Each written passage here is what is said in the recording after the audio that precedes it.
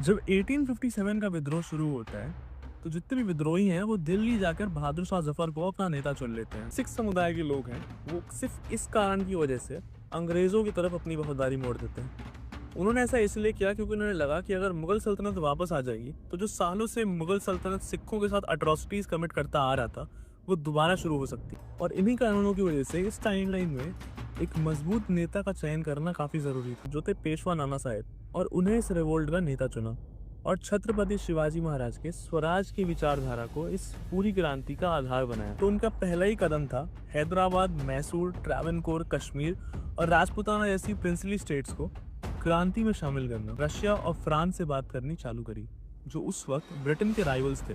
अब जब तक नाना साहेब डिप्लोमेटिक मैटर्स को हैंडल कर रहे थे और नाना साहेब के साथ साथ तात्या तोपे भी दिल्ली की ओर रवाना हो जाते हैं और दिल्ली को फोर्टिफाई करने में जुड़ जाते हैं। ओरिजिनल टाइमलाइन के हिसाब से इंपीरियल गैजेट ऑफ इंडिया ने ब्रिटिशर्स का सबसे खतरनाक राइवल बताया है 1857 के रिवोल्ट में। उन्होंने मेरठ के बागियों और झांसी की सेना के साथ मिलकर पहले बिजनौर, फिर मेरठ और फिर ग्वालियर पर अटैक किया और ग्वालियर के किले को जीतकर क्रांतिकारियों के हवाले कर दिया। वहीं रेवाड़ी के राव तुलाराम जी, जो अहीर कम्युनिटी से बिलोंग करते थे, उन्होंने 5000 सैनिकों की एक वॉलंटियर फोर्स तैयार की और एक वर्कशॉप भी सेटअप की जहां क्रांतिकारियों के लिए गन्स और वेपन्स मैन्युफैक्चर किए जाते। उन्होंने इस वर्कशॉप की मदद से रेवाड़ी के आसपास के रीजन्स में काफी क्रांतिकारियों को वेपन सप्लाई किए। और जब ये सब चल रहा था तब बख्त खान और तात्या तोपे दिल्ली में बैठकर बंगाल को कैसे लिबरेट करना है उसका प्लान डेवलप कर रहे थे। इस ऑफेंसिव के लिए वो मुगल जनरल मिर्जा खिजर को चुनते हैं और उसके अंडर 9000 इन्फेंट्री, 400 कैवलरी के साथ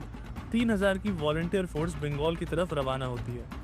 पर दिल्ली से निकलते ही इनका सामना होता है हेनरी डब्ल्यू बर्नार्ड के साथ, जिसके पास 2000 इन्फेंट्री और 500 कैवलरी थी। इन दोनों ही सेनाओं के बीच एक भीषण युद्ध होता है और अंत में रेवोल्यूशनरी आर्मी जो है वो इन्हें अपने न्यूमेरिकल एडवांटेज की वजह से आराम से हरा देती है। इस जीत की वजह से भारत में एक स्ट्रॉन्ग मैसेज जाता है और बाकी न्यूट्रल प्रिंसली स्टेट्स भी रेवोल्यूशन को धीरे धीरे ज्वाइन करने लग जाते हैं। सबसे पहले जो प्रिंसली स्टेट्स इस रेवोल्यूशन को ज्वाइन करते हैं वो होता है राजपूताना और बलूच के किंगडम्स, और ये किंगडम्स अपने आसपास की टेरिटरी को धीरे धीरे कर कब्जाना चालू करते हैं। वहीं बंगाल के रास्ते में जनरल मिर्जा खिजर को बिहार और उड़ीसा के रीजन्स के रेवोल्यूशनरीज ज्वाइन करते हैं और जैसे ही उन्हें पता चलता है कि दानापुर में एक क्रांति हुई है, वो अपना रूट चेंज करके दानापुर की तरफ मुड़ने लग जाते हैं, जहां पर स्टेशन ब्रिटिश गैरिसन ट्रुप्स को हराने के बाद बिहार और उड़ीसा को भी अपने कंट्रोल में ले लेते हैं और कुंवर सिंह और विश्वनाथ सहदेव के हाथों उन रीजन्स का कंट्रोल सौंप कर आगे बढ़ जाते हैं। जहां एक तरफ रेवोल्यूशनरीज बिहार और उड़ीसा को लिबरेट कर रहे थे, वहीं पंजाब के रीजन से दिल्ली की तरफ जनरल जॉर्ज एंसन अपने 6000 सैनिकों के साथ दिल्ली पर ढाबा बोल देते हैं। इस सीज को काउंटर करने के लिए बख्त खान अपने 12000 सैनिक और 10,000 वॉलंटियर्स को इकट्ठा करते हैं और जॉर्ज एंसन की सेना के साथ एक भीषण युद्ध करते हैं। एंसन इस सीज को नहीं जीत पाते और दिल्ली का ये सीज फेल हो जाता है और अब ऑलमोस्ट पूरा ही नॉर्थ इंडिया रेवोल्यूशनरी से कंट्रोल में आ जाता है। और इसी वजह से कश्मीर के राजा अपनी अंग्रेजों के साथ जो अलीजेंस थी उसे डिनाउंस करते हैं और यूनियन का हिस्सा बन जाता है। इस क्रांति में शामिल होने के लिए वो अपने 2000 सैनिकों को तुरंत दिल्ली की तरफ रवाना कर देते हैं।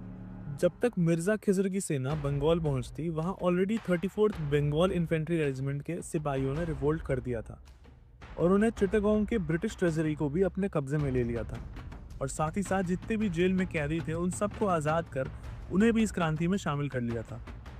और यहाँ पर जब मिर्जा खिजर की सेना पहुँचती है तो क्रांतिकारियों की मदद से आसानी से बंगाल पर कब्जा कर लेते हैं और फिर मिर्जा खिज जो है वो बंगाल से भी थोड़ा आगे जाते हैं और बर्मा के किंगडम के साथ एक अलायंस फॉर्म करते हैं और त्रिपुरा के किंगडम को कन्विंस करते हैं कि वो क्रांति को ज्वाइन कर लें। और जो इस लड़ाई के बाद बंगाल की ट्रेजरी उनके हाथ लगी थी, उस वजह से रेवोल्यूशनरीज भारी मात्रा में फ्रांस से आर्टिलरी और गन्स खरीद पाते हैं। रेवोल्यूशनरीज के कंट्रोल में बंगाल, बिहार, उड़ीसा, यूपी, दिल्ली और हरियाणा के रीजन्स आ चुके थे और साथ ही साथ बलूचिस्तान, राजपूताना और त्रिपुरा ने रेवोल्यूशन को ज्वाइन कर लिया था। जिसके बाद नाना साहेब ने 1857 का अंत आते आते एक यूनियन का गठन किया। इस क्रांति को एक ज्यादा लोकतांत्रिक रूप देने के लिए दिल्ली के अंदर एक सेनेट का गठन हुआ, जिसमें पेशवा को एक सेरेमोनियल हेड की भूमिका में रखा गया। जैसे ही ये सारी चीजें फॉर्मलाइज हुई तो नाना साहेब ने यूनियन ऑफ इंडिया का गठन किया, जिसकी बाउंड्रीज बेसिकली नॉर्थ इंडिया और ईस्टर्न इंडिया में फैली हुई थी। इस यूनियन को फ्रांस और रशिया समेत कई यूरोपियन और नॉन यूरोपियन देशों ने रिकॉग्नाइज भी किया और इसकी न्यूज जब ब्रिटेन की बाकी कॉलोनीज पे पहुंची तो वहां पर भी क्रांतियां होनी चालू हो गई। प्लस ब्रिटेन ने जो रीइंफोर्समेंट्स मंगाई थी क्राइमिया, चाइना, ब्रिटिश आइल्स और ऑस्ट्रेलिया से, वो अब धीरे धीरे करके सदर्न इंडिया में लैंड कर रही थी और अंग्रेज नॉर्थ की तरफ एक मेजर ऑफेंसिव प्लान करने में जुट गए। वहीं दूसरी तरफ यूनियन की जो सेना थी वो अपने बॉर्डर्स को फोर्टिफाई करना शुरू कर देती है और कुछ छोटे छोटे रेडिंग पार्टीज साउथ में लगातार ब्रिटिश सप्लाई लाइंस और बेसेस को रेड करते रहते हैं, जिसकी वजह से अंग्रेजों का ये ऑफेंसिव जो है वो 2 साल डिले हो जाता है।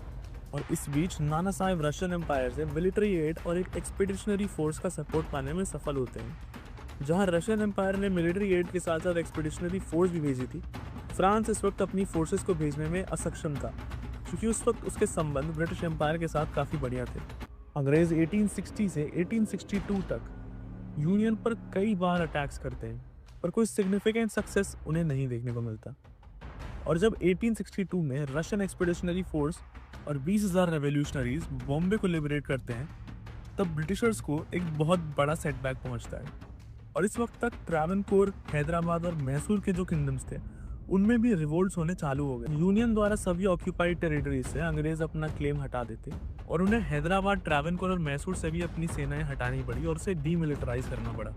इसके बदले में यूनियन ने इस बात पर अग्री करा कि वो और फर्दर एक्सपैंड नहीं करेंगे। तो फाइनली 1862 में ब्रीफ पीरियड के लिए ये लड़ाई रोक दी गई। वहीं इंडिया ने इस बीच इंडस्ट्रियलाइजेशन पर भी काफ़ी फोकस किया और फ्रांस और रशिया की मदद से अपनी आर्मी को मॉडर्नाइज करते गए। फिर 1866 में एक के बाद एक हैदराबाद, ट्रावनकोर और मैसूर में रिवॉल्यूशंस होना शुरू हुए और यहाँ के लोगों ने यूनियन को ज्वाइन करने की डिमांड करनी शुरू कर दी। इन रिवोल्ट्स को सप्रेस करने के लिए अंग्रेजों ने अपनी ट्रुप्स को हैदराबाद भेजकर ट्रीटी का उल्लंघन किया, जिसके चलते नाना साहेब ने 1866 में ब्रिटेन पर दोबारा वॉर डिक्लेयर कर दी। पर इस लड़ाई में एक टर्निंग पॉइंट तब आया जब पोर्चुगीज ने गोवा के थ्रू बॉम्बे को अपने कब्जे में ले लिया, जिसके रिस्पॉन्स में नाना साहेब ने फ्रांस से दोबारा हेल्प मांगी। और क्योंकि इस वक्त तक इंडिया फ्रांस का एक क्रूशियल एलाई बन चुका था, फ्रांस मिलिटरीली इंडिया की मदद करने के लिए मान जाता है और फ्रांस और यूनियन की सेना साथ में मिलकर बॉम्बे को लिबरेट करती है। और फिर सेकेंड बैटल ऑफ वंडीबश में यूनियन और फ्रांस की कंबाइंड फोर्सेस अंग्रेजों और पोर्चुगीज की कंबाइंड आर्मी को हरा देती है, जिसकी वजह से उन्हें एक अनकंडीशनल सरेंडर साइन करना पड़ता है।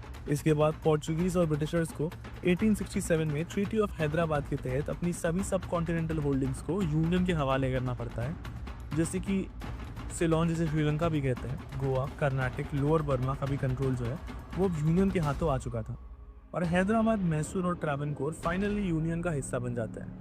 अब इस रिवोल्ट के सक्सेसफुल होने का काफ़ी बड़ा इम्पैक्ट पड़ता है ग्लोबल स्केल पर।